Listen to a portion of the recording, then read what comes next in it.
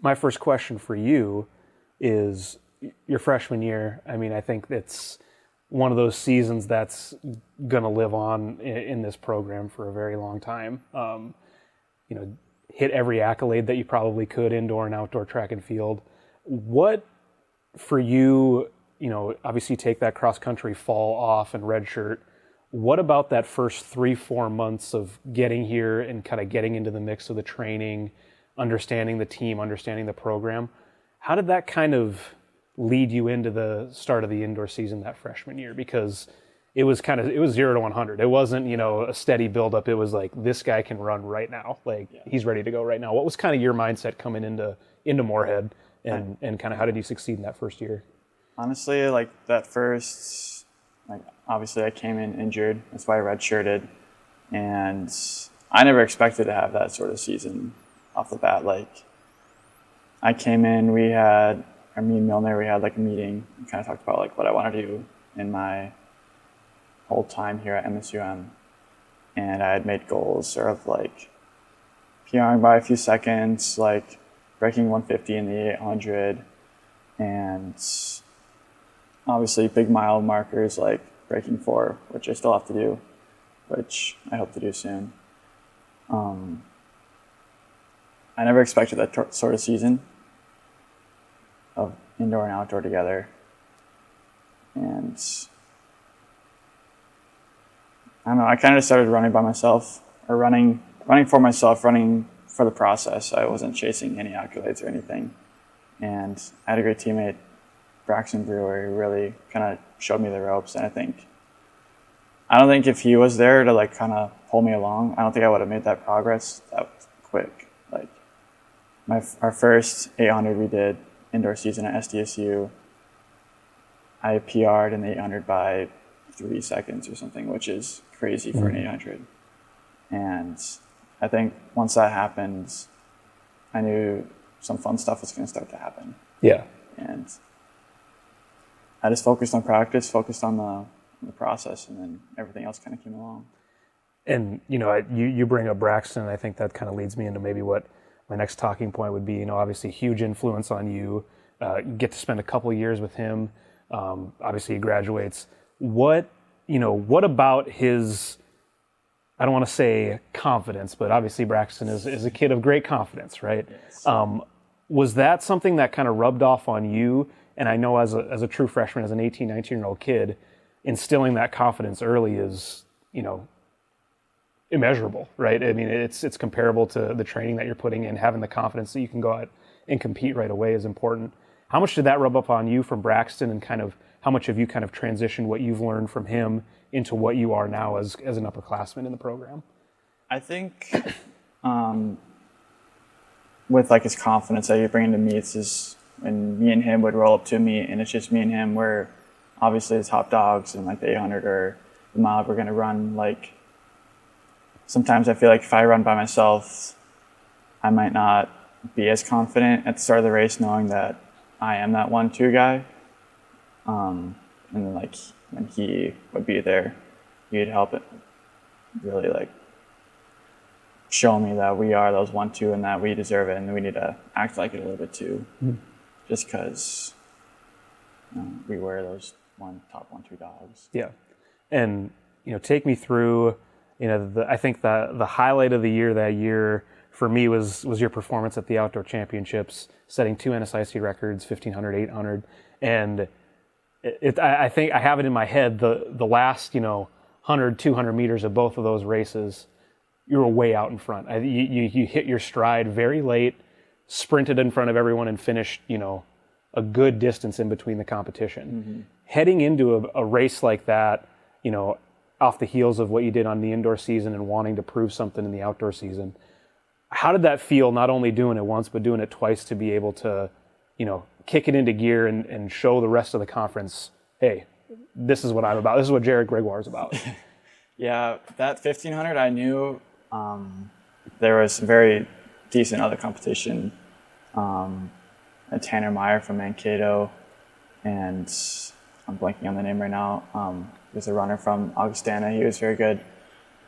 And I knew I was going to have to work if I was going to get that first place like I did.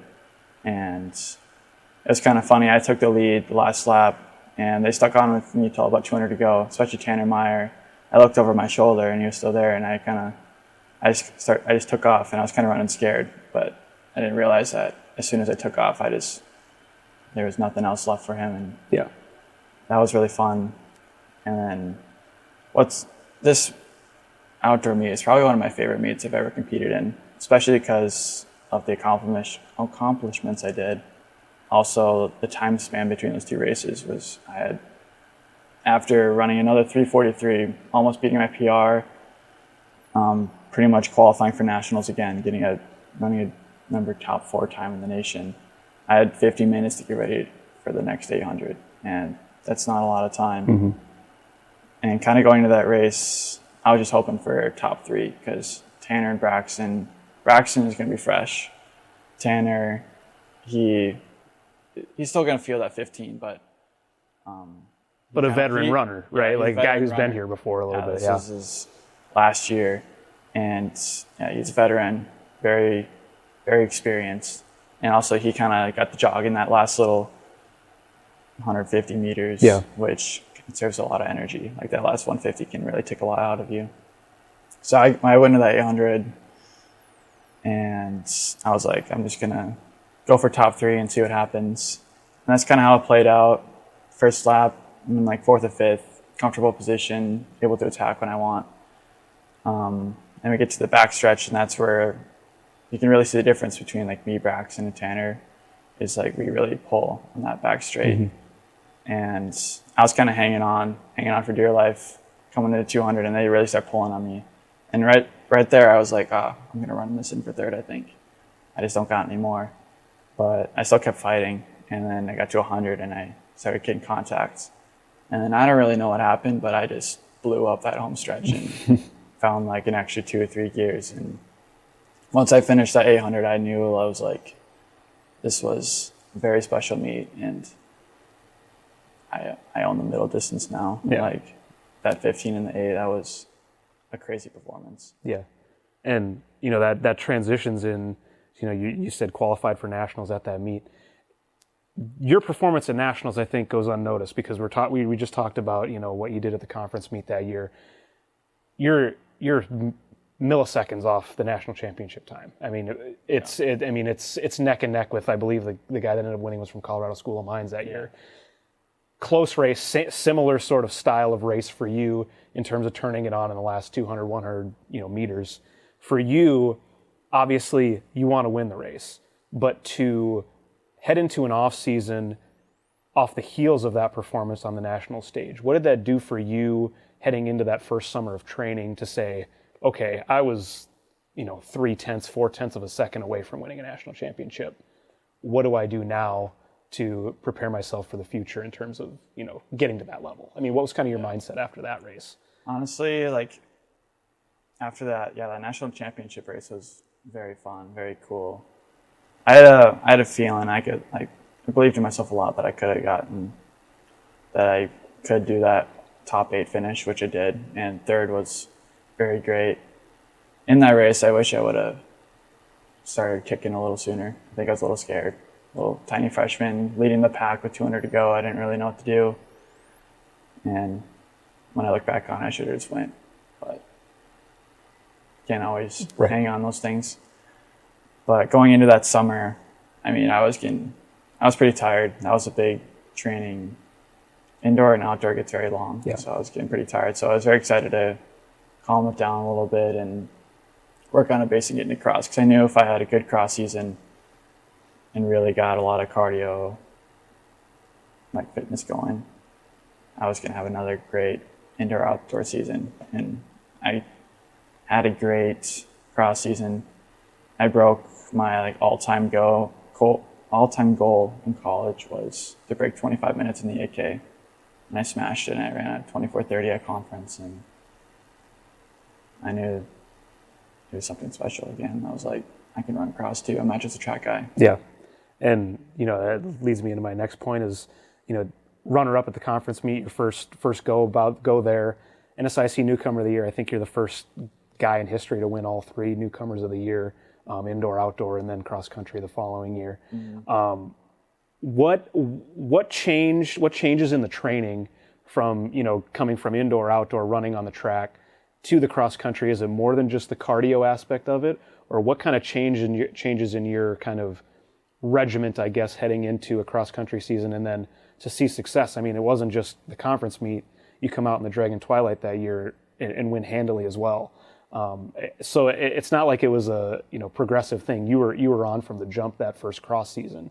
What kind of changed in the training segments? Was it more focusing on that cardio and going that distance, or was it more a terrain sort of training, I guess? Because I know there's obviously the different impacts of it. Yeah, and I mean, honestly, like, I just do whatever Milner tells me to do. Yeah. So he's got amazing training. This is why I stay here, is because he can turn me into whoever I want to be and whoever he wants me to be. And I'm completely bought in on his training. It's so good. I love it. When we go from like outdoor to cross, our summer mileage, we tone it down because you can't just go hard all the time. You have to have some downtime. So we really focus on just building a mileage base.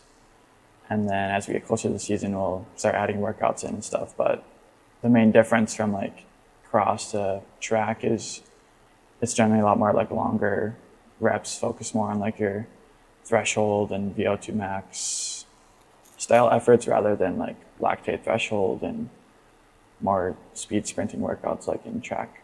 What I do is more middle distance guy. So it's really having a cross and track training, they kind of really play well off each other because you get all that speed in the spring and then you get to switch and kind of go more based off that cardiovascular style. And then I think both of those together going back and forth really can help like boost the track season and stuff. Just because I can go out there and hang out longer paces longer with those faster guys. Right. And, obviously head into that indoor season. Don't believe you competed in the indoor season that year. Outdoor, you were able to be all conference in the 800, I believe it was. And that's kind of, where your story takes a bit of a turn, right? Yeah. Faced with some injuries. Take me through that process your sophomore year. Was it just you started feeling something was off when you were training or what have you? What was kind of the genesis of kind of that injury? Because obviously it bleeds into what last year was a little bit. Yeah, so coming off the cross season, feeling really great, really confident, I'm really excited for this indoor season. Like me and Braxton and Milner were talking, we have plans to go to Boston and run on the fastest mile track in the world. And Milner got me to the meet. He got me placed in a heat that was going to be paced for sub 4, which I was so excited for. Mm-hmm. And then like our track training's going really well. I'm feeling really great. And we hit winter break. I'm just training here, training around at home too. And all of a sudden I'm doing a workout and my foot just starts hurting really bad. And I tried to run through it a little bit and I made it through like maybe another half of the workout. And it just wasn't good. And I don't even know exactly what the injury was, like some soft tissue tendon inflammation. And that pretty much took me out for the indoor season right there because I couldn't run even at like low body weight on our boost treadmill for like 3 or 4 weeks. Mm-hmm. So that really took me out for the indoor season and like our most crucial building point of training. So I got over that and I started training really good and everything. I was getting back ready for an outdoor season. Pretty bummed that I didn't get to race in the indoor because I think indoor and outdoor together, it's a lot better to run them together. So you get a lot of more racing experience. Like outdoor, you get like 4 races. Like indoor, you get like 6. Like you kind of want them combined to really get in that racing like mindset. So I was coming into that outdoor season, and I started feeling like a weird tweak in my glute, my right hip, and I thought I like tweaked it on a stride or something. Thought it was fine. We ran at USD. I had an okay rust buster race, but the pain just kept getting worse and worse. And at that point, I already raced too much. Like I went and raced at California and pieced together a 349, which I'm bummed about, but a lot of my teammates like kind of boosted me to like, you ran a 349. Like, that's still pretty crazy. Because I was kind of hoping to run another 343 like I did my freshman year. And yeah, the pain just kept getting worse and worse, and nobody knew what it was. They thought like some SI joint problems or nothing. They didn't know. I was going to a chiropractor trying to figure it out, and eventually like I figured out how to manage the pain a lot better with like ice baths and stuff, and limped me through the conference season. And then after conference, we went and got an MRI of my hip, and it turned out I had a stress fracture in my sacrum, which pretty big, pretty rare stress fracture, pretty rare injury, especially for men. Right. And that kind of took me out for all of last year too, just trying to heal it over and over again and stuff. And what, you bring up the unknowing of it throughout your sophomore year of not knowing what this was, what was going on. I mean, how taxing is that on you? Not only obviously physically, but I think so often we don't talk about the mental aspect of being injured and not being able to compete and go out there with your teammates. I mean, for you in that unknowing phase, I mean, what was the biggest challenge for you mentally in terms of saying, okay, when can I get back to this and get back to, wanting to accomplish my goals? I mean, what were the challenges for you there? I think a big challenge is definitely like, especially for someone like me, running and racing is a big kind of part of my identity. And when you kind of take that away, everything kind of gets a little harder. Like, I notice whenever running's not going well for me, I might struggle more in other parts of my life, like in academics. Especially academics are hard. It's harder to push in those areas. You're spending a lot more effort doing PT and treatment all the time, and that can be very taxing too. Like, you're just trying everything you can to get back, and it's not working. It's not happening, which is what a lot of it was that spring. Is we didn't know what it was, so we were kind of just throwing stuff at it, seeing if it would work, and it just got very tiring and taxing, and it wasn't easy. Right. And last year, missed the whole year, but are able to rehab the injury. I mean, what kept you going last year? Because I know I saw you at every cross meet, every track meet, doing what you could to help the team, whether it was, riding the gator at the Dragon Twilight, whatever it might be. I think your presence around the team was obviously felt, but I know from your end, you wanted to be out there with your guys and competing. What kind of kept you moving throughout last year? Was it the fact of like knowing that there was something on the other side, knowing that you would get through this, or what kind of kept you motivated, kept you working towards getting back healthy last year? Because I know that's a lot, like you said, cross, indoor, outdoor. That's a long season. That's a long season to sit out too. Yeah, I think in total it was like a year and a half that I sat out. And that was a long time. I had to learn how to be very patient and I just knew I would be back eventually, and I had plans to spend extra time here now because of all my injuries. So I knew I'd be back. I'd get my time to run all my eligibility and everything. And that's a big thing that I would look for to keep me going. Was I just think about my goals that I want to accomplish, and that's kind of what kept me going. Like getting back to those indoor conference meets, which I really love. Like every time I went, because I went through 2 indoor meets now where I wasn't able to run. I would just look at those and I'd see guys racing the mile and 8, and I just want to be there. So that really kept me going. It's just being patient, knowing that I was going to be back soon, and just keep grinding. And what did you learn about yourself in that time frame? Because you bring up the athletic side of things, but you also said the word patience. I mean, I'm sure your patience was tested numerous times. I mean, and it's almost like a humbling moment in a sense of like, it almost grounds you a little bit and brings you back to center a little bit. What did you learn about yourself throughout the last year and a half that has made you, not only a better athlete, but a better student athlete, a better person, and a better, family, friend, brother, etc.? Yeah. I think I've really realized that during the process of coming back from an injury, there's going to be lots of up and downs, and just because it just starts going down all of a sudden doesn't mean it's going to go down forever. Like, it's just going to be a little low point for a little bit, and you got to endure the season of that low point. And I think now, as like all their teammates get injured, and sometimes they have little low points, I just tell them, like, it's going to be all right. You just got to get through this little low point. Running and injuries are always up and down. School is up and down all the time. Life's up and down all the time. You just got to endure and be patient and just realize it's gonna get better soon. Yeah. And, you know, obviously it pays off. I think all of us see you cross the finish line, Dragon Twilight this year, winning. I think a lot of us, myself included, you know, I know our athletic training staff, it was an emotional moment. I mean, I know it was an emotional moment for you, for your family.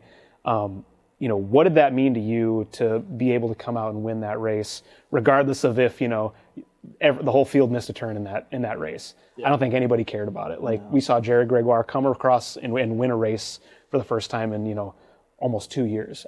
For you, crossing that finish line, completing and getting back, I mean, what was that feeling like for you?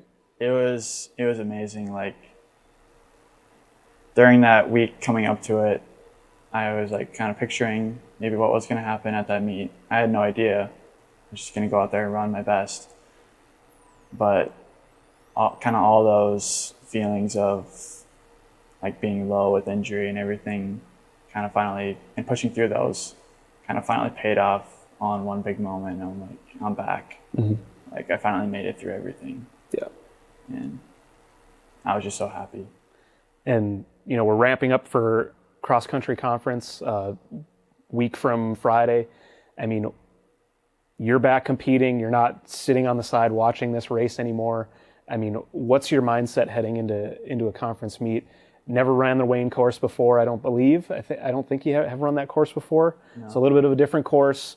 What's your mindset heading into it as, you know, an upperclassman, if you will? I know you're only technically a redshirt sophomore for cross, but an upperclassman on our roster at least. Yeah, pretty old redshirt sophomore.